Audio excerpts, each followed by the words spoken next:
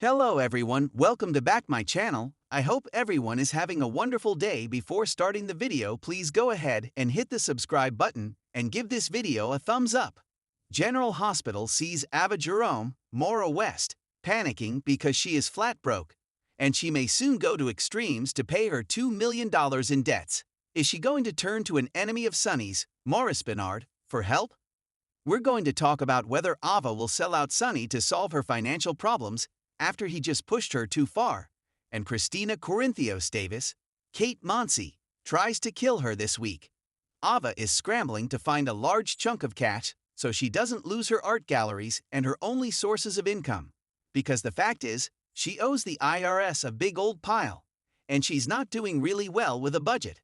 Nina Reeves, Cynthia Watros, loaned her some money, but that just kept her afloat for a while longer. It did not solve Ava's money problems. She asked her nephew Lucas Jones, Van Hansis, for a slice of his dad's Julian Jerome's, William DeVry, estate, but he didn't know anything about it and didn't want to. Then Ava also begged Alexis Davis, Nancy Lee Gran, for a loan from the Cassadine estate, and she was more than happy to tell Ava no. Then, of course, Alexis was ready to high-five Valentin Cassadine, James Patrick Stewart, when he told Alexis that he's the one who got Ava's divorce settlement from Nicholas Cassadine, Adam Huss, Claude back. Now, the bad thing was when Ava was begging Alexis for help, Christina was there and overheard and did her usual aggressive attitude thing. Then Christina ran to her dad Sonny to tell him to take advantage of Ava's financial situation and grab custody away from her. Let's be real, hate Ava or not, we all know she loves her daughter Avery Jerome Corinthos, Ava and Grace Scarola, and Sonny is a mobster. So both of little Avery's parents are individuals with violent track records. But Christina has decided one of them doesn't deserve to be in their daughter's life when it is none of her business. Remember, Sonny had already amicably settled the custody issue with Ava because he couldn't handle the stress going on with his heart. And Christina knows he has a heart condition, but she just had to stir the pot because it's about her, not anybody else. So Christina got Sonny all worked up, and that was what led to the showdown with Ava. And then the hard episode and the collapse after he tried to take advantage after offering her a loan. Avery wants to be around her mother, and Sonny knows that, but Christina prodded him, and Sonny took the bait and acted like a jerk, and it came back to bite him. And that conversation did not go over well. Plus, Ava now knows that Sonny has a health problem, the last thing he wanted. That's Christina's fault, too. However, I will say Ava at least doesn't know exactly what Sonny's health problem is, but she has some pretty good ideas, especially after she talked it through with Sonny's brother Rick Lansing. Rick Hurst, the bottom line is Sonny's medical issues could absolutely work to Ava's advantage, even if she doesn't know all the details. She does know that stress triggers it, so all she has to do is push Sonny's buttons, which should be easy because she recently did it. Or she can give someone else the information about Sonny's medical condition and tell them how to push those buttons, which could be really, really bad news on General Hospital. Again, Christina set the stage for all of this. And don't forget, Ava was just telling Rick how much better off that she'd be if Sonny did go ahead and drop dead.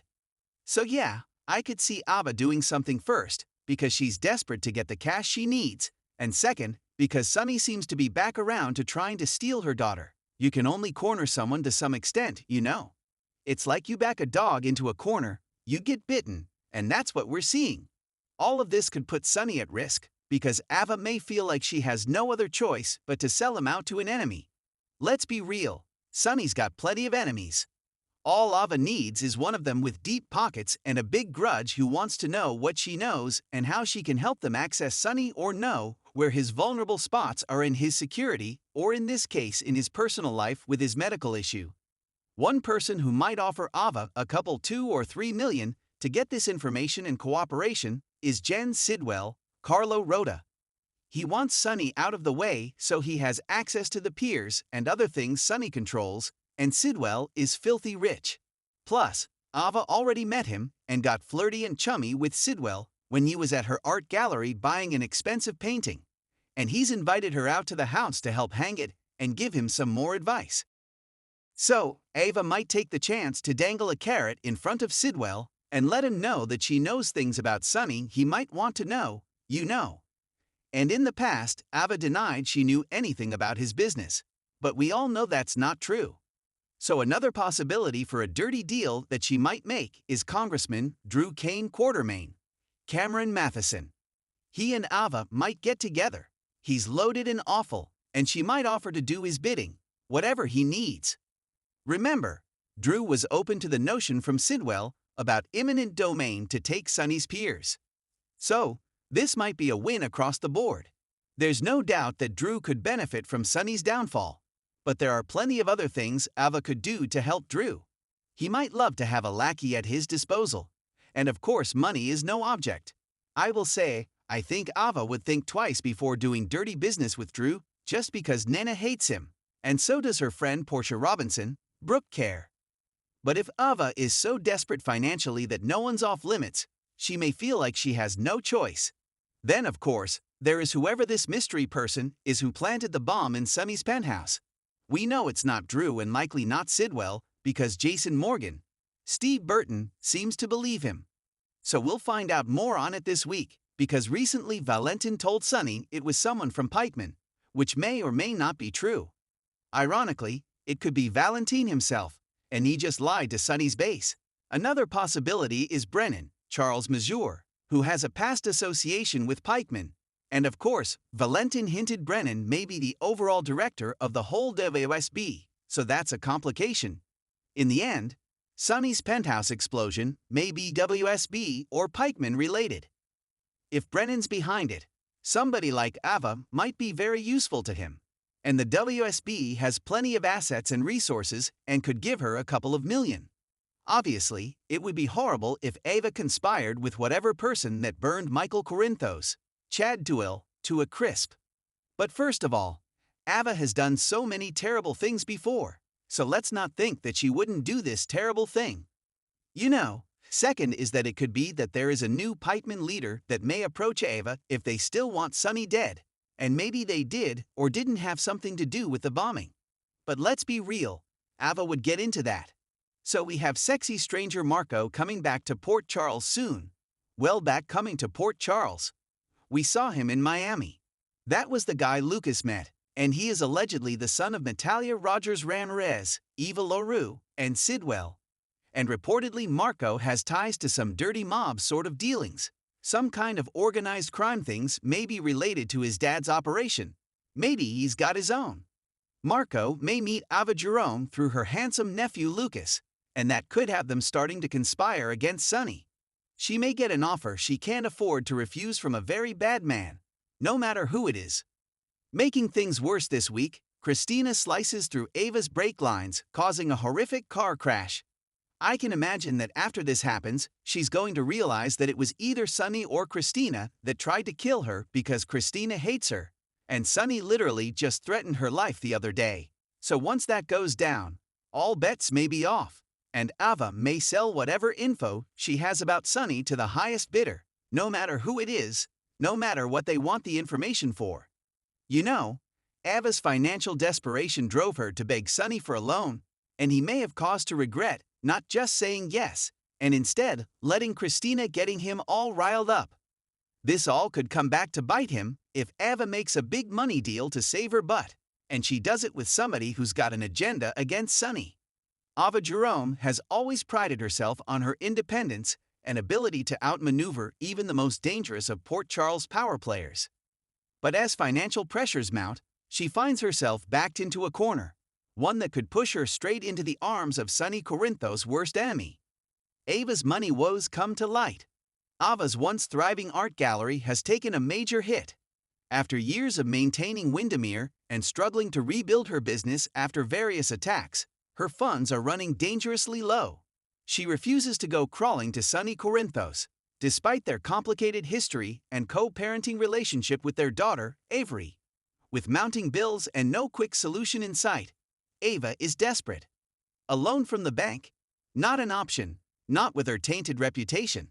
Selling off pieces of her art collection? That would only provide temporary relief.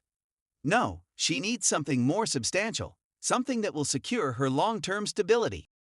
Valentin and Nicholas refuse to help. Initially, Ava turns to the Cassadine men in her life.